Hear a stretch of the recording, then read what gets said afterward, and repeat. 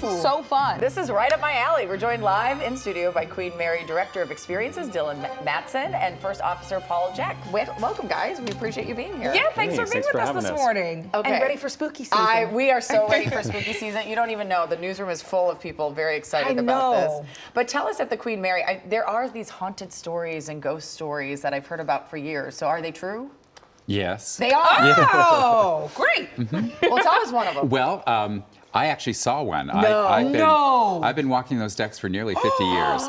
So when I was a young tour guide in the 80s, up in the wheelhouse, I looked up and there was a gentleman, and it was hot. It was August. Okay. And he was in a full naval uniform looking at me, and I thought, and I blinked a couple of times and he was still there. I went to move the chain. I looked up and he was gone. No way. So I called down to find out if there were supervisors. And they said, how many stripes on his sleeve? I said, I think it was 2. They said, oh, it's Second Officer William Stark.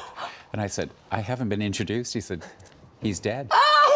No way. Did it creep you out? Were you already a believer in like ghosts and the extra, natural stuff? It was so natural and regular, it didn't scare me until later. I'm like, wait.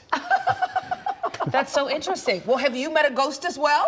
I feel the energy. There's been tens of millions of people that have come on board the Queen Mary, and so no matter what you believe in, there's energy to be had there. Well, so tell us a little bit about what you guys are doing to bring that energy to people who come aboard this spooky season. Yeah, so there's always something happening at the Queen Mary, and this October is no different. From spooky speakeasies to every full moon now, we do special programming. Oh, so you do? anytime you see a full moon coming, there's going to be something fun happening on board the ship. Oh, nice. We have a brand new spooky store where we have people come in and around the stories around the ship, as he alluded to. We now have really cool spooky wares, if you will, that people can peruse there. But yeah, very, very fun things going on. And on top of that, we always obviously have tours. We have haunted encounters tours. We have graveyard tours that happen at midnight, and you can explore the ship at night in areas that the public usually doesn't get to see. Oh, well, that's cool. Okay, wait, go back to the speakeasy. What's going on there? Yeah.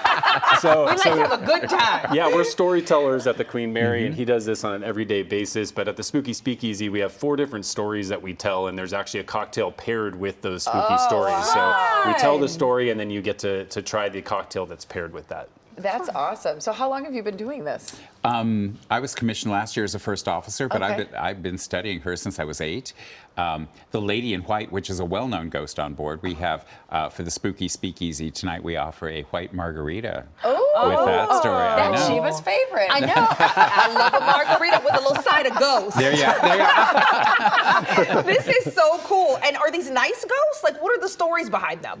Our ghosts are pretty benign, in their we can handle it. Yeah, I like travel line. They're traveling, and the difference between ghosts and spirits, ghosts don't know they're dead. Spirits have crossed over, and they usually will come back to tell you that they're fine. Interesting. And do we have both aboard the Queen Mary? We do. Oh, okay. We do. We're stuck to the rafters with them. Even when she was a troop carrier, 800,000 troops on board. Okay. So.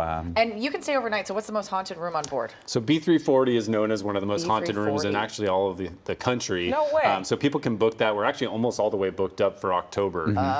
But in that room, it's kind of a hotbed of paranormal activity. It's real close to the pool area. It's real close to the rope locker, which are known as these paranormal hotspots. So people book the room not only for a great stay on board the Queen Mary, obviously, but also to try to get a taste of that spooky side. Interesting. Well, that's a fun way to do spooky season. Guys, thank you so much for being with us this morning. You. Thanks for more having us. Information on the spooky events on the Queen Mary, check out our website, kkelnews.com, and click Scene on TV.